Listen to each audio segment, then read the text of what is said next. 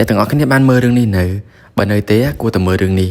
សែនឆ្ងាយក្បែរអ្នករឿងនេះនិយាយពីជីវិតពេលនៅរៀនវិទ្យាល័យរវាងក្មេងដែលនៅទីក្រុងហើយនិងក្មេងដែលនៅស្រុកស្រែជនបទតែសាច់រឿងតម្រូវឲ្យតួស្រីដែលជាអ្នកទីក្រុងទៅរៀននៅជនបទមួយរយៈពេលជួបគ្នាពួកគេបង្ហាញផ្នត់គំនិតពីរផ្សេងគ្នាដែលអ្នករៀននៅទីក្រុងគេគិតពីអនាគតវែងឆ្ងាយចង់រៀនបានពងខ្ពស់តែអ្នកនៅជនបទគេគិតបែបសាមញ្ញរៀនឲ្យមានចំណេះដឹងខ្លះពេលចប់វិទ្យាល័យទៅបន្តជីវិតរស់នៅបែបធម្មតាតាមទម្លាប់តែផ្នត់គំនិតហ្នឹងត្រូវបានផ្លាស់ប្ដូរជាពិសេសតួប្រុសជាសិស្សដែលខ្ជិលរៀនបំផុតកិច្ចសាលាសឹងរាល់ថ្ងៃការផ្លាស់ប្ដូរនេះគឺដោយសារក្តីស្រឡាញ់និងការទទួលយកផ្នត់គំនិតថ្មីដែលចង់ឲ្យអនាគតកាន់តែប្រសើររឿងនេះបង្ហាញពីការសិក្សា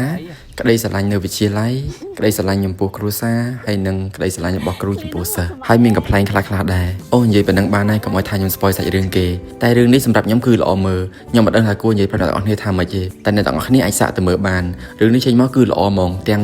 សាច់រឿងទាំងប្លង់នៃការថតទាំងតួសម្ដែងទាំងការនិយាយបូករួមជាមួយនឹងទេសភាពស្អាតទៀតមើលឲ្យមានអារម្មណ៍ថានឹកជីវិតកាលនៅរៀនវិទ្យាល័យដោយអ្នកទាំងអស់គ្នាបានដឹងអញ្ចឹងជាពិសេសអ្នកដែលចូលចិត្តមើលកុនដឹងហើយថារឿងខ្មែរយើងមួយរយៈចុងក្រោយនេះគឺចេញមកសម្បូរតែរឿងខ្មោចដល់ពេលយើងមើលទៅមានអារម្មណ៍ថាទទួលបានអារម្មណ៍ដដែលណាតែមើលរឿងនេះសម្រាប់ខ្ញុំទទួលបានអារម្មណ៍មួយថ្មីកុំឲ្យថាខ្ញុំចេះថាអញ្ចឹងអ្នកទាំងអស់គ្នាអាចសាកទៅមើលទៅដោយយើងបានជួយគ្រប់គ្រងភាពយន្តខ្មែរយើងផងពេលមើលហើយអ្នកទាំងអស់គ្នាចាំជួយឲ្យ rate ផងចង់ដឹងថាគិតដូចគ្នាអត់បាយបាយ